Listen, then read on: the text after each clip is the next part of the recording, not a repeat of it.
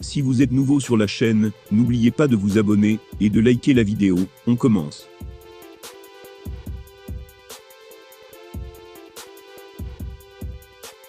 La saga en cours du statut de contrat de Francis Ngannou avec l'UFC est arrivée à son terme.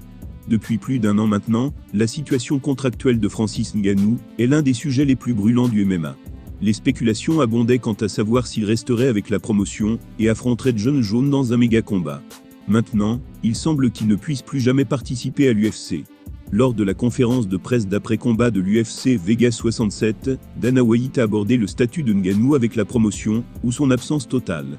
Des déclarations qui surviennent après que Jon Jones contre Ciryl Gane soit devenu public.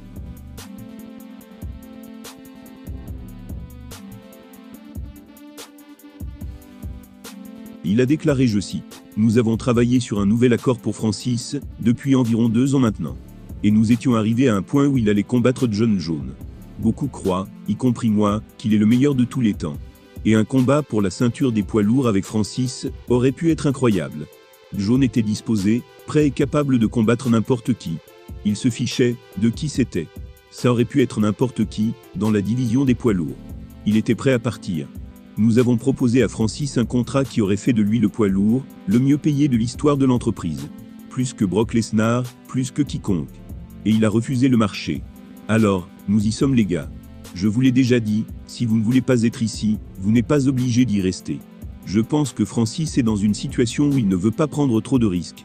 Il se sent dans une bonne position, où il pourrait combattre des adversaires moins importants, et gagner plus d'argent. Nous allons donc le laisser faire.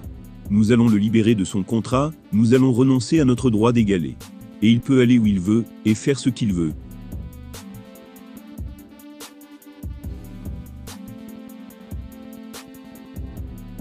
White a également déclaré que Ngannou ne croyait pas vraiment que le combat contre Jon Jones aurait vraiment lieu, ce qui contredit les remarques passées du Camerounais.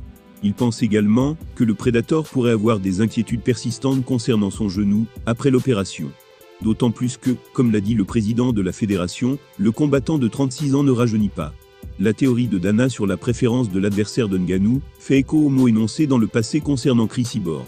C'était lorsque la promotion n'a pas réussi à s'entendre avec l'actuel champion du Bellator pour un match revanche avec Amanda Nunes. On ne sait pas si Ngannou a exprimé cette préférence pour les cuivres de l'UFC ou s'il s'agit strictement de la théorie de White à ce sujet.